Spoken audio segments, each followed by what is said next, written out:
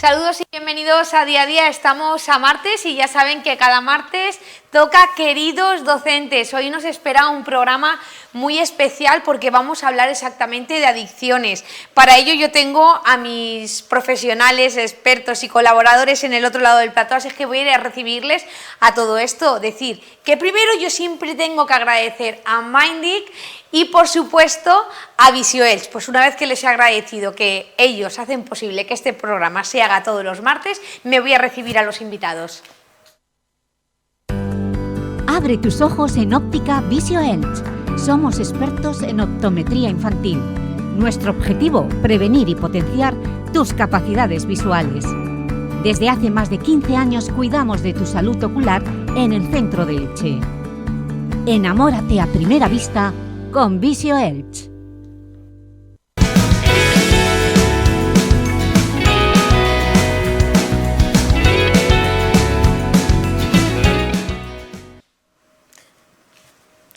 Pues ya estamos una semana más en Queridos Docentes y tenemos muchísimos temas a tratar. Ya saben que durante el curso escolar, cada martes, pues seguiremos aquí. Hoy nos traía ese tema que creo que a todo el mundo le va a gustar. Hablamos de adicciones y exactamente nos vamos a centrar en las adicciones a las pantallas.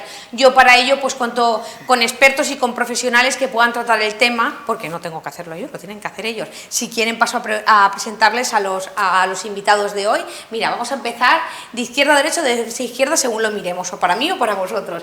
Nicolás Condés, de Proyecto Hombre, coordinador de Proyecto Hombre. Muchísimas gracias por venir, Nicolás. Muchas gracias, Miriam. Y ahora hora que retomáramos programas, ya era hora. porque además vosotros estáis centrados en adicciones, en muchas más adicciones, aunque hoy te pedimos que hablemos sobre adicciones a las pantallas, iremos tratando las demás. Así que bienvenido. Gracias. Sensi Antón, de Educare Social, creo que era la asociación, pero vienes a hablar exactamente del programa Feria como educadora social. Bienvenida. Gracias, Miriam. Bueno, y tenemos a Marisol Torregrosa, orientadora educativa.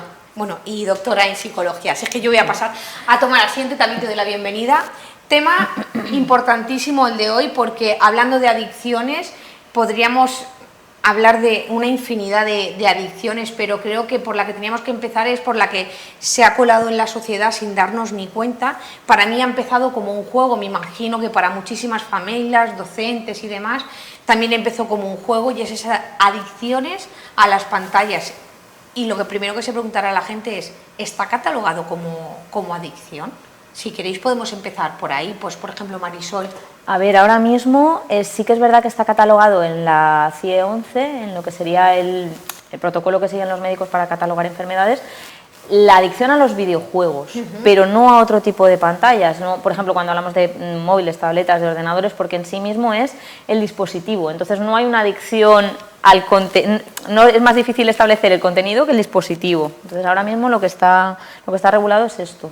Es decir, que todavía falta por regular. Pues mira, igual este programa nos sirve para hacer un llamamiento a esa regulación, ¿verdad? Sí, es que ahora mismo no se puede decir que una persona es adicta al móvil, porque el móvil no es más que una herramienta, es un instrumento. No, es como si dijéramos que soy adicto al vaso. Bueno, pues serás alcohólico, pero adicto al vaso no puede ser, ¿no? Entonces, bueno, sí que es verdad que en la sociedad hay mucha confusión en eso, ¿no? Porque estoy enganchado a no sé qué, y realmente yo creo que es importante hablar con propiedad también, ¿no? Ahora mismo, como decía la compañera, en el CIE 11 es lo único que está homologado nosológicamente, es pues, trastorno por videojuegos, y en el DSM-5 pues está en estudio al final, pero solamente adicción comportamental solamente es el juego patológico. En el juego patológico también entra el gambling, que es decir, el juego online, ¿no? Con apuestas. Exacto. Pero no creo que el de las pantallas y todo esto que es al que vamos a hablar hoy, no está catalogado, ¿no? Pero sí que es verdad que existe una sobreexposición, ¿no? Y esa sobreexposición tendrá consecuencias negativas, ya sea en la actitud de los niños o adolescentes como en casi todos los ámbitos de su vida. Claro, es que yo creo que no hace falta etiquetar para intervenir. Eso, por supuesto, y además la prevención, yo creo que estamos todos en la misma línea de que es muy importante. Y que cuanto más consciente sea la sociedad y las familias de cómo puede estar afectando a sus hijos, hombre, yo creo que no es una cosa baladí el hecho de que la Organización Mundial de la Salud, la Asociación Española de Pediatría, la UNICEF, están diciendo pantallas 0 antes de los 2 años. Fíjate, antes de los 2 años que no les demos Pantallas ningún tipo 0, de pantalla. ni móviles, ni tabletas, ni televisión. Y luego, a partir de los 2 a los 5 años, un uso supervisado, como mucho de 1 hora, y con contenidos preseleccionados por los adultos. Nos encontramos en muchas ocasiones con niños, que seguro que todos lo hemos visto, con el carrito, que llevan el teléfono o que llevan una tableta, que sí es cierto que en determinados momentos pues las familias los utilizamos o se utilizan como herramienta, podríamos decir, como calmante, incluso como para hacer otras cosas de guardería.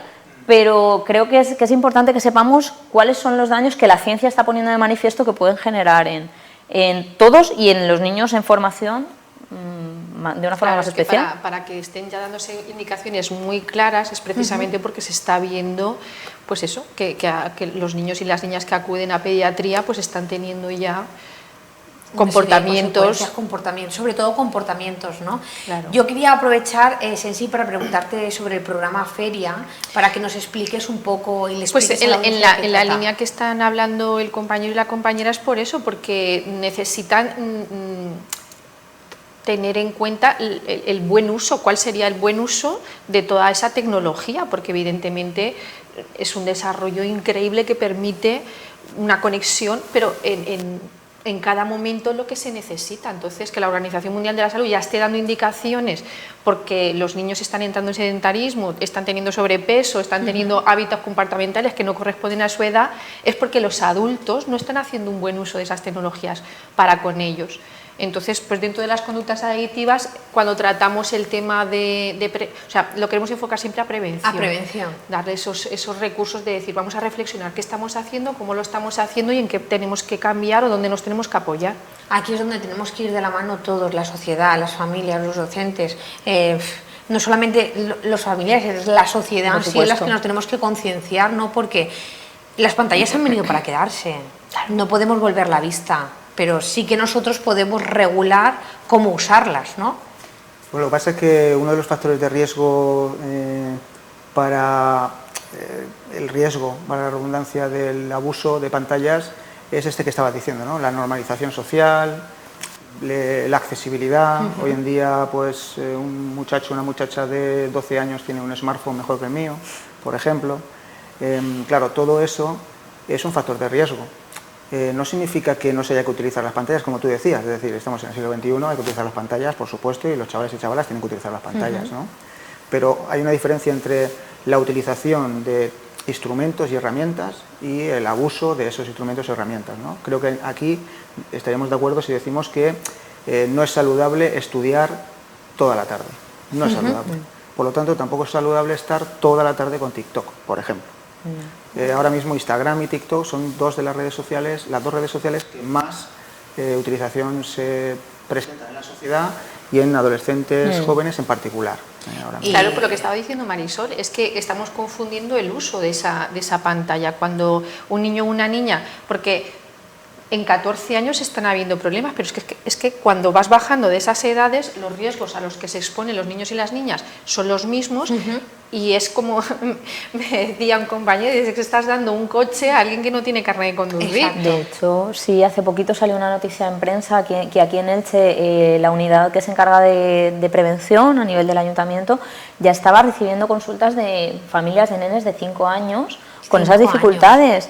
Entonces, yo creo que quizá, por lo que está comentando también el compañero, que esas redes sociales, ese Instagram o el TikTok, juega mucho con el me gusta y eso al final es una forma de reforzar mi visión de mí mismo, pues ese autoconcepto, lo que los demás piensan de mí, y eso al final también es adictivo. La adicción es a lo que recibo de los demás, a los demás les gusta lo que hago, lo que presento, y todos sabemos que Instagram, pues una cosa es lo que aparece y otra cosa es la realidad.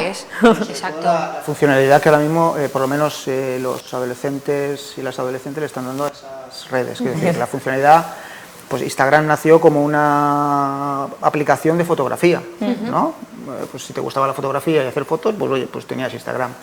Ahora mismo se ha convertido en una red social, pero una red social, como en todas las redes sociales hablo, ¿no? Pero en esta particularmente, que con adolescentes jóvenes es más utilizada, se ha convertido en una red social de competición. Es decir, exacto. ¿Y competimos en qué? Competimos en me gusta, seguidores, En cómo te ven, seguidoras. ¿no? Sobre Exactamente. todo porque al final la pestaña me gusta está inventada para eso, para gustarle a los demás, Pero porque eso- no es para nosotros mismos, es para el público. Claro, y eso es otro factor de riesgo, como decía Marisol, es otro factor de riesgo grandísimo al final, porque, claro, los contenidos que yo voy subiendo no los subo porque a mí me gustan y tal, sino que los subo pensando en cuántos seguidores, seguidoras voy a tener.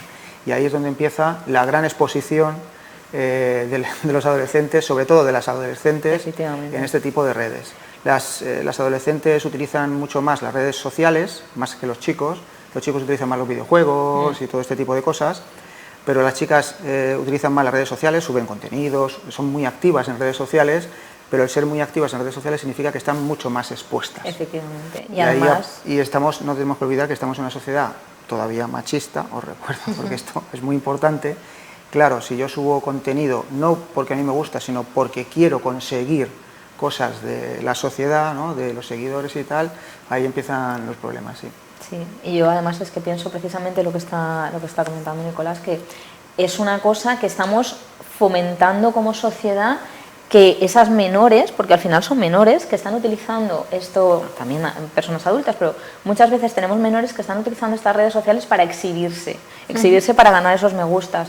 Y esto las pone también en riesgo de según qué personas van a establecer contactos con ellos, que tenemos situaciones de sexting, tenemos situaciones de grooming, que son a día de hoy situaciones reconocidas de acoso hacia menores, y luego, aparte de esto, pues el que se puedan utilizar esas imágenes en otros contextos. Es decir, yo puedo rescatar una imagen de Instagram y luego meterla en otro lugar, en otro contexto, y puede hacer mucho daño. Entonces yo creo que hay una educación sobre un uso adecuado de las redes y de estos instrumentos, de estas herramientas. No podemos, como estabais diciendo, no se pueden eliminar porque han venido para quedarse, están integradas, pero sí es importante esa educación, esa prevención de la que hablábamos. Saber lo que se encuentra dentro de, Ya que de se las expone. redes. Es que dependiendo de qué franja de edad pues te encuentras, es eso, qué riesgos tienes y qué factores de protección tienes que potenciar, porque si estamos en esa franja de 14 para arriba nos encontramos unas situaciones y ya conforme vamos bajando de edad nos encontramos otra. Nosotros, por ejemplo, en el Feria vamos lanzando boletines y nos encontrábamos que niños y niñas con 6 o 7 años pueden estar expuestos a contenido sexual en el ordenador o en la pantalla si no tienes un control parental en condiciones, si las familias pues eso no lo han tenido en cuenta o de repente dejan su móvil para que jueguen y es que el acceso es directo. Entonces a los riesgos que se ven expuestos, pues dependiendo de cada franja de edad vas interviniendo y planteando esas propuestas. De prevención o de intervención, porque es que ya se está moviendo esto porque ya hay problemas. O sea. Exacto. Pues vamos a aprovechar y hacemos una pequeña pausa, pero volvemos enseguida y retomamos el tema, porque si no, estamos muy interesados.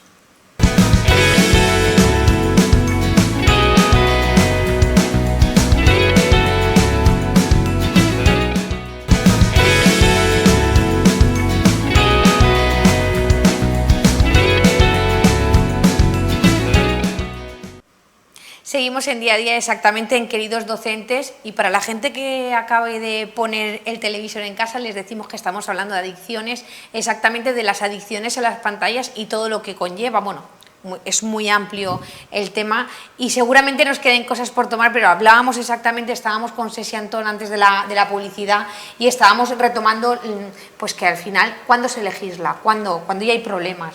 Y ya estamos viendo que los hay.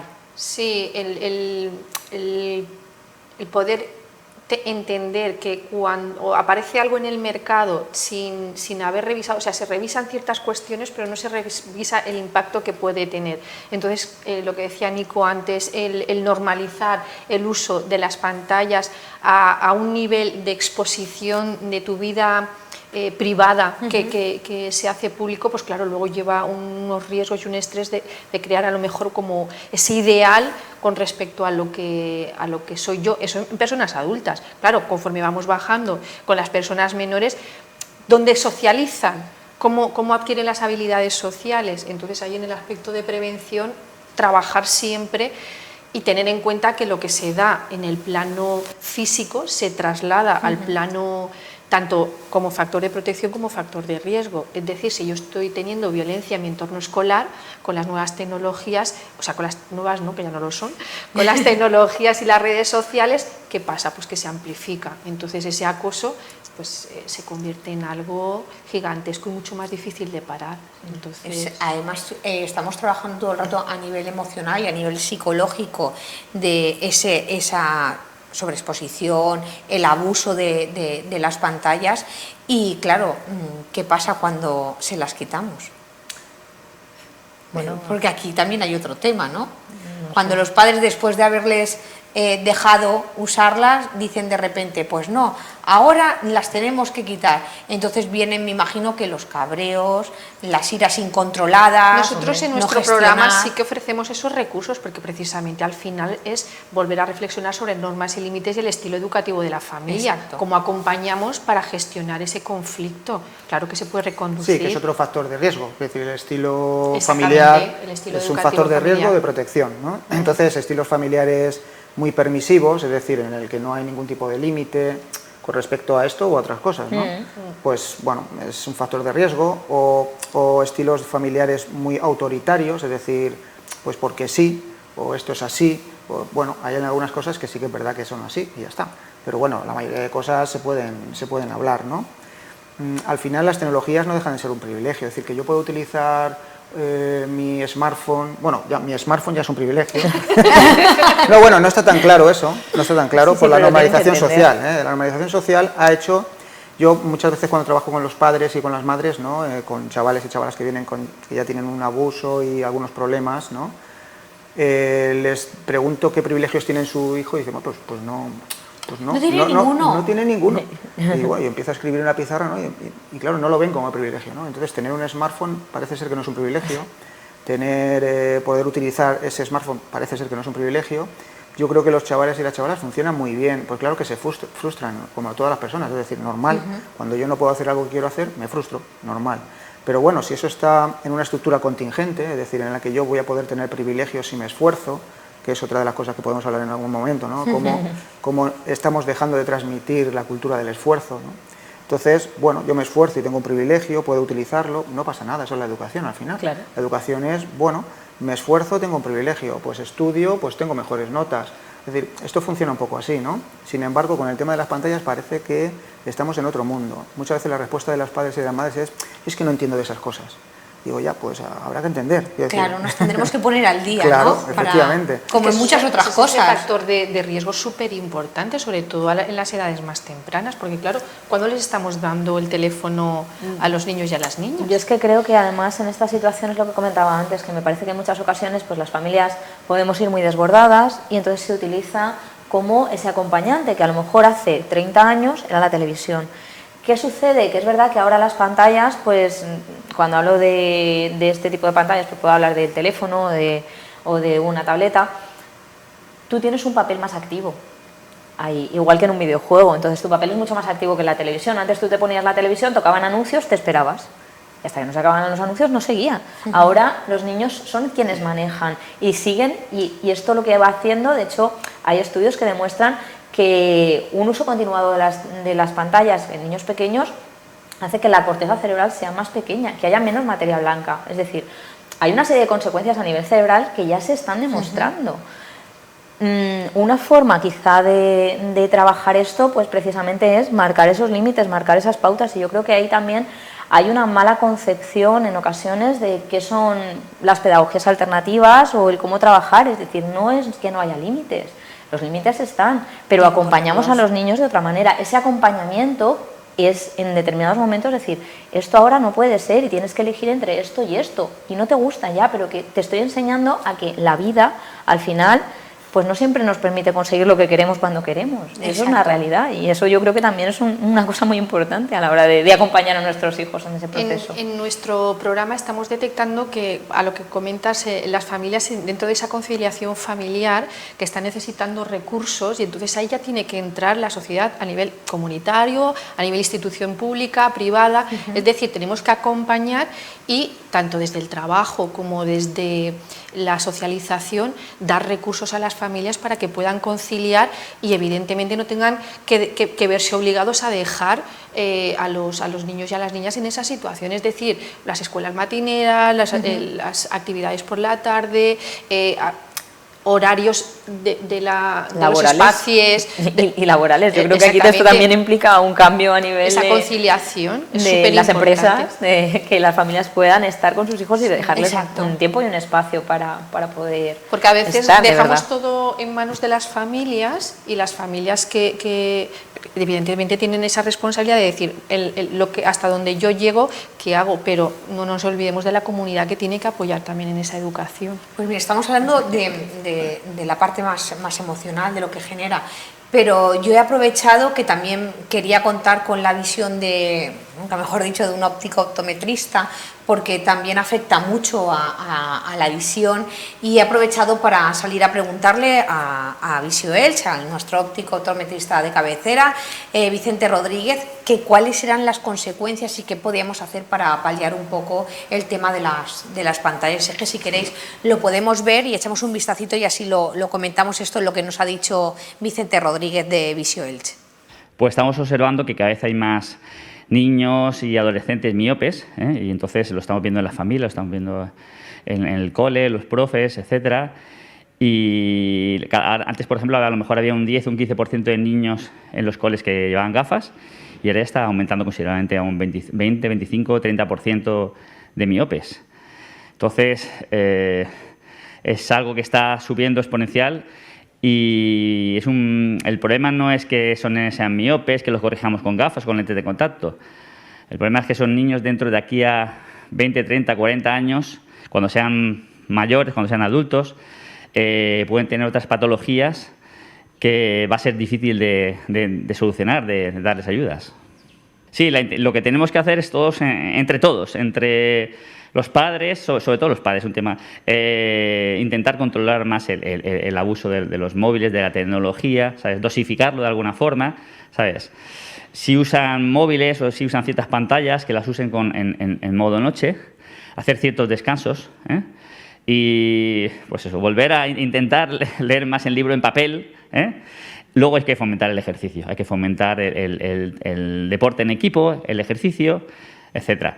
Luego en casa a la hora de estudiar hace falta mucha ergonomía visual, muy buena iluminación ambiental, iluminación focal, ¿vale?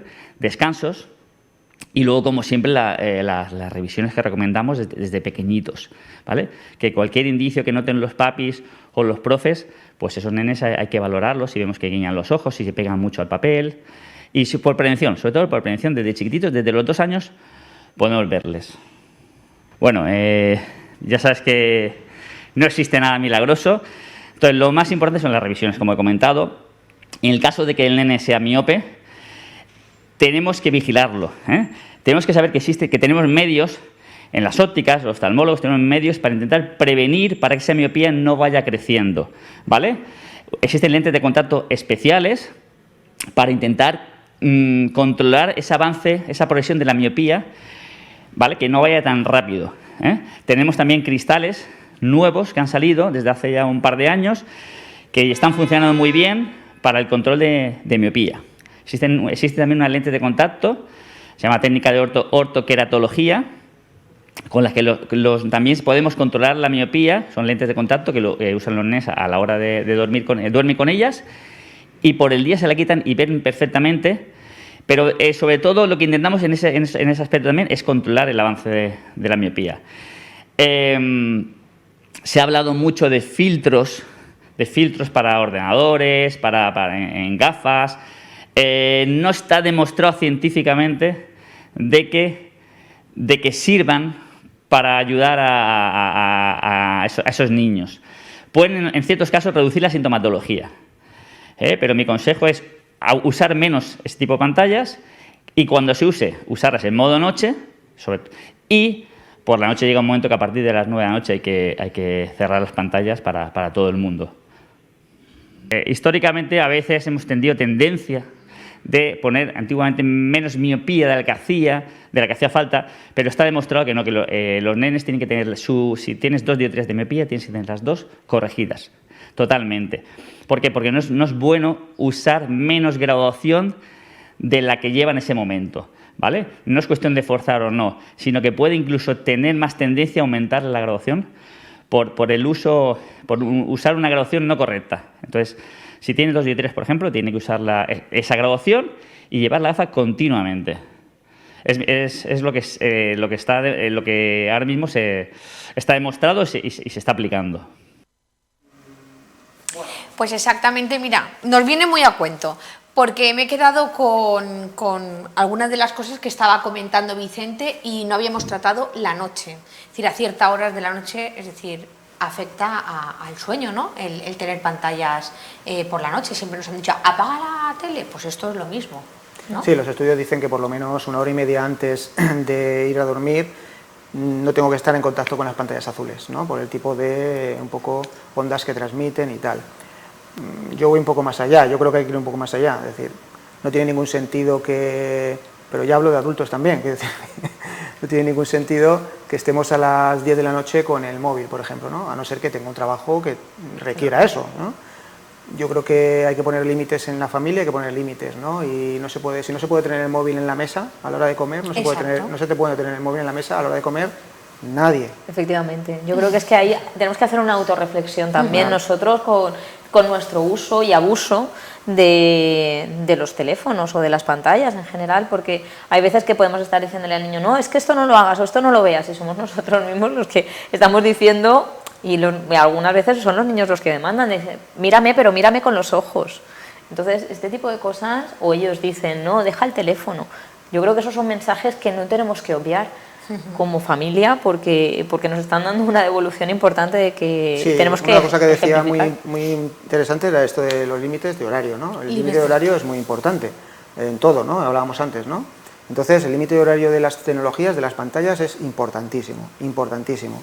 En muchas ocasiones, por lo menos nosotros nos encontramos, las familias que nos encontramos, en la mayoría de ocasiones esperan que sus hijos o sus hijas sepan autocontrolarse, pero se olvidan de que tienen una edad que su cerebro todavía no sabe hacer eso, que tenemos que acompañarles para que aprendan, y esa limitación tiene que ser externa en un principio, ¿no? Exacto. Claro, ese trabajo lo tenemos que hacer los padres y madres, nosotros formamos a los padres y las madres para eso, pero claro, tienen que ser ellos y ellas los que trabajen, ¿no? Lo que hagan las cosas, lo que pongan límites, lo que pues, se instalen un control parental, ¿no? Hoy en día la aplicación de control parental son todas gratuitas, en fin, no hay problema en esto, ¿no? Claro, pensamos que los chavales y chavalas saben mucho de tecnologías y no es verdad. Utilizan mucho las tecnologías, eso sí, pero no tienen mucha idea de las consecuencias de las tecnologías. Pues ni nada de esto. voy a aprovechar que estamos adentrándonos en la prevención, que creo que es una parte importante. Vamos a hacer una pequeña pausa y volvemos enseguida y retomamos el tema de la prevención.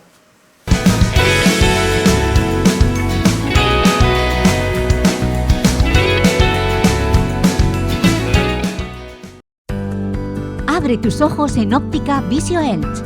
Somos expertos en optometría infantil.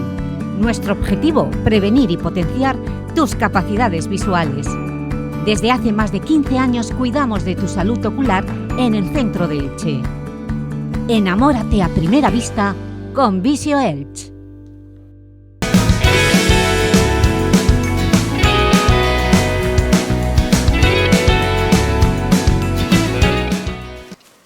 Pues justo en la publicidad siempre hablamos de cosas muy interesantes y yo voy a retomar una que nos estaba contando Nicolás y has dicho, en las paradas del autobús, pues retómalo y cuéntaselo a la gente porque a mí me ha parecido muy interesante. Estaba compartiendo un poco, ¿no? Que si nos fijamos en las paradas de autobús, las únicas personas que no hacen nada, que saben y han aprendido durante su vida a aburrirse, que no pasa nada por aburrirse, son los abuelos y abuelas.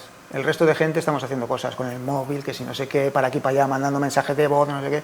No sabemos estar sin hacer nada. Sin hacer nada, es como que queremos todo el rato utilizar nuestro tiempo, ¿no? Sí. Que el tiempo sea... Es que la palabra aburrirse, creo que quiero decirte, el estar contemplando, el estar por estar, o sea, el estar conectada a otro nivel es lo que está faltando, porque en todos los espacios de socialización tú hablas de la parada de autobús, o estás a lo mejor en una cafetería, o estás haciendo alguna gestión, la conexión humana es como, bueno, y ya cuando tienen la tontería de que están un grupo de amistades y se están hablando por el WhatsApp, pues bueno, es que eso ya es Entonces, ¿cómo nos estamos relacionando? Porque al final, para la prevención, lo que tenemos que retomar es la socialización, pero en el plano real.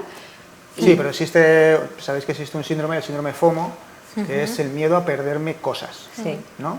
Y entonces, claro, si vemos a las personas viendo TikTok, por ejemplo, las personas normalmente no ven TikTok, pasan vídeos de TikTok, están así, no ven nada. Cuando ven algo que les interesa, lo paran, pero están así todo el tiempo. Todo el tiempo me refiero a que pueden ser 2 horas, 2 horas y media, así. Y en Instagram, yo creo Y en que Instagram, en todo, ¿no? Sí, Entonces, porque para- tengo miedo a perderme cosas, simplemente. Ver por ver, ¿no?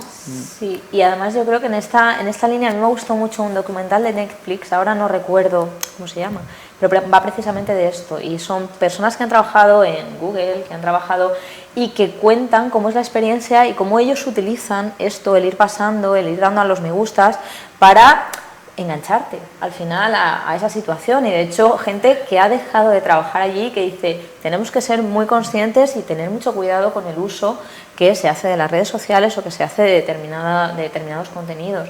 Entonces, yo creo que el hecho de que gente que ha estado dentro, que ha estado diseñando esos programas, que sabe cuáles son los aspectos al final psicológicos para enganchar a la gente, esté presentando esa situación y ellos mismos se estén saliendo de redes sociales, se estén quitando el correo electrónico del teléfono, da mucha información. El hecho de que muchos de los directivos de las grandes empresas, de Google, de Facebook, no lleven a sus hijos, o sea, no quieran pantallas para sus hijos hasta a lo mejor los 10 años y estén llevándolos a centros en los que se trabaja de una forma muy vivencial, experimentando mucho, yo creo que nos tiene que hacer reflexionar como sociedad sobre cuál es el modelo que estamos consumiendo, pero quien nos lo vende no está en la misma línea. El objetivo de los contenidos que hay ahí en esas pantallas al final es venderte productos. Quiero decir, te están ofreciendo una publicidad utilizando la psicología de que tú tienes ahí tu vida maravillosa, pues que configurar tu espacio, tu vida y tus relaciones, pero al final el tenerte enganchados al final un perfil de consumo. De consumo, exactamente. Al final esto se hace posible a través de la dopamina, ¿sabes? Que es la hormona de la felicidad que mal gestionada nos lleva pues a las adicciones, exactamente. Y es como que creemos ser felices en este mundo, pero luego tiene ese efecto rebote que es todo lo que provoca infelicidad, no verte bien y bueno, no queremos... No quería adentrarme en el tema de los suicidios porque esto tendría otro programa aparte, pero es otra de las generaciones, como la semana pasada, por ejemplo, en Queridos Docentes estuvimos hablando de los trastornos alimenticios, que también puede estar generado y casi siempre está generado por el cómo me ven, por esos me gustas, por esa forma. Al final las pantallas como que mueven muchas más cosas que... Sí, sobre todo el tema de suicidios y todo esto, ¿no? Por la necesidad que... Pues en la red social la necesidad que tengo yo de la aprobación del resto de personas, ¿no? Más que de mi autoestima, de mi autoconcepto, de en qué soy buena yo, en qué soy bueno yo, qué cosas me dan bien, ¿no? Todo esto que se trabaja con los chavales y con las chavalas cuando intervenimos con ellos es muy importante porque si no la búsqueda siempre es a través de la red social, siempre, casi siempre es a través de la red social, ¿no? Y eso es otro factor de riesgo, la verdad, para este tema. Cuando trabajamos, la prevención cuesta muchísimo, se lo decía a Nico porque él está trabajando con las familias directamente. Cuando estás trabajando en prevención y trabajas los ejercicios para resolver conflictos, para la afrontación de la frustración, cómo la persona sufre en esa confrontación con otra persona. Es decir, si a mí me disgusta algo de lo que me has dicho o me has hecho, se lo cuento a él, pero no soy capaz de contárselo a la de confrontarlo persona contigo, de solucionarlo contigo. Vivimos en una sociedad que la confrontación con la otra persona del conflicto o conmigo misma del conflicto y la frustración se diluye, es como que todo tiene que estar todo en armonía, que todo tiene que ser maravilloso y que solamente podemos ser felices. Entonces, ¿dónde está o sea, quiero decir, para ser feliz claro. tienes que saber que existe la tristeza, porque no, si no, no se compara. Entonces ese trabajo, cuando estamos ya no solamente con familias, con niños, con niñas, con cualquier persona, cuesta muchísimo. Y el tener, yo creo que también las herramientas en ese sentido de, vale, ahora no estoy bien, pero tener la posibilidad de buscar ayuda, tener la posibilidad de Exacto. ser conscientes de que tengo opciones, porque ni instaurarnos en una cosa que es irreal y siempre estoy contento, que muchas veces es lo que se vende en estos perfiles, ¿no? Ni estoy mal y no tengo alternativas, y entonces es cuando pues puedo llegar a dar un paso como puede ser el suicidio. Entonces, que las familias, que los niños, que la sociedad en general sea consciente de que hay posibilidades, de que se puede buscar ayuda. Lo que tú estás diciendo, de que si tengo un conflicto a lo mejor no sé resolverlo, pero alguien me puede ayudar, es una cosa que a mí me parece muy importante. Nosotros, por ejemplo, en el cole es una cosa que trabajamos siempre con los niños, de no sabes, estamos aquí para ayudaros, y se dan herramientas y se intentan trabajar desde infantil para poder hacer ese acompañamiento y que el día de mañana ellos sean personas adultas que puedan trabajar en esa línea. De hecho, nosotros, por ejemplo, tenemos un programa de mediadores, que ahora con el tema del COVID no se ha podido seguir, pero que ellos ayudan, pues los mayores ayudan a los pequeños a resolver determinadas situaciones, y ellos son conscientes de que están ayudando a gestionar, y que los pequeños también ven que son otros referentes, porque al final son niños más mayores los que están ayudando a gestionar esas situaciones y a pedir ayuda al final, que es lo que muchas veces necesitamos. Desde la docencia la verdad es que se trabaja muy bien, y tenéis muchas herramientas para ayudar a los más pequeños, bueno, y a los adolescentes. Lo intentamos.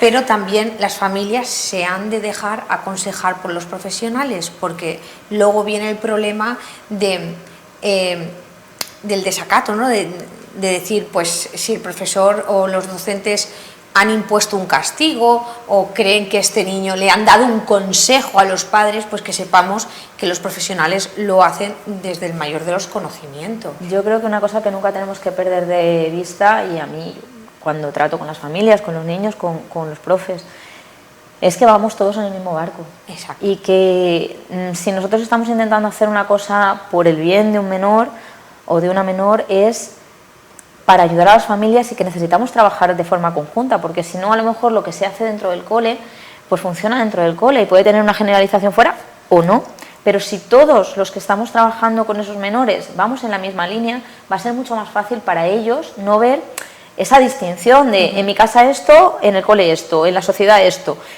Cuando estoy con X puedo hacer una cosa, pero cuando estoy con Y puedo hacer otra. Yo creo que no les ayuda. Sí, porque a veces los niños eso lo dominan muy bien, ¿sabes? ¿Qué le puede coger a cada uno? ¿Qué le puede coger a la abuelita, al papá, al Ahí hermano? añadiros también que el grupo de familias que se ha activado con el FEIA, que está Con Feria. trabajando y que ya pues está con esa sensibilidad con los estilos educativos democráticos y con esa bajada de uso de horas, o sea, con toda esa conciencia, están demandando que luego el espacio de ocio se encuentran que tienen muchas carencias, es decir, no saben los más pequeños aún van teniendo algún espacio, pero ya cuando pasamos a los 12 años, de 12 a 16, 18 años, hay ahí un espacio de factores de riesgo muy altos, donde la alternativa a las pantallas es muy peligrosa, porque el ocio que tenemos instaurado es un ocio de consumo de conductas, o sea, de alcohol, de tabaco, de cannabis, de diferentes drogas, y su socialización en los espacios públicos también es muy peligroso. Entonces estas familias están intentando movilizar para que haya otro ocio, ¿no? Sí, para crear otro tipo de ocio más saludable, y a ver en esa línea también los chicos y las chicas que les gustaría estar haciendo. Eso está bien, porque estáis tanteándolo, ¿no?, con el programa para luego poder llegar a conclusiones, me imagino. Yo quería aprovechar para preguntarte, Nicolás, porque nos vamos quedando sin tiempo. Desde Proyecto Hombre no hemos tratado mucho todo lo que hacéis, ¿no? Pero es que, claro, cuando hablamos de Proyecto Hombre, aprovecho para decir que la palabra parece un poco... Nos da miedo, ¿no? Sí, nos da miedo, pero tratáis ese tipo de adicciones a las pantallas y adicciones a los... Desde el Proyecto Hombre cubrimos todo el espectro de adicciones, todo el espectro, desde las personas más desestructuradas, desde una comunidad residencial, ¿no? Pues son personas que, bueno, tienen mucha desestructuración personal, adultos, hasta la prevención universal, que va dirigida pues a todo el mundo, le pase o no le pase cosas, familias, profesionales, chavales, chavalas, ¿no? Con chavales y chavalas tenemos un programa aquí, tenemos un programa de intervención indicada. ¿Qué es esto de la prevención indicada? Pues efectivamente que no le podemos, nosológicamente no ponemos la etiqueta, ¿no?, de adicción, porque no puede ser.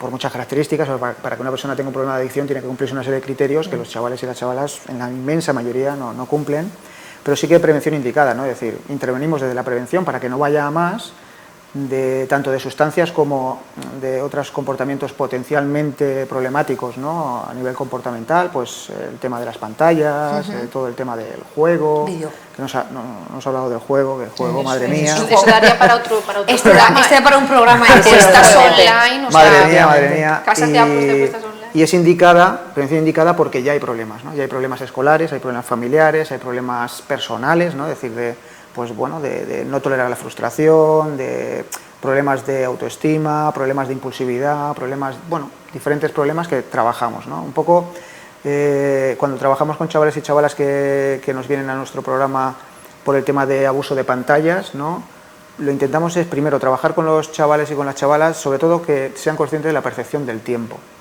Es decir, porque el tiempo en las pantallas se pierde, es otra percepción. Sí, totalmente. Entonces, que sean conscientes de esa percepción, incluso hacemos cosas bastante creativas, ¿no?, para que sean conscientes de eso, ¿no? Ponemos algún tipo de contador, algún tipo de cosa, ¿no?, para que sean conscientes, y entre otras cosas trabajamos con los chavales, ¿no?, y las chavalas, y con la familia sobre todo también el manejo de contingencias, es decir, que haya una estructura contingente, es decir, que, oye, es justo que si tu hijo o tu hija se esfuerza, es justo que tenga consecuencias positivas, pero también es justo que si no se esfuerza, pues que tenga consecuencias negativas, que pierda privilegios, ¿no? Y eso no está tan claro. Tampoco nos cuesta muchísimo trabajar con los padres y con las madres por estas cosas, porque ellos tienen establecido una dinámica educativa que no les ha funcionado, ¿no? Yo les digo, vamos a ver, ¿esto os ha funcionado?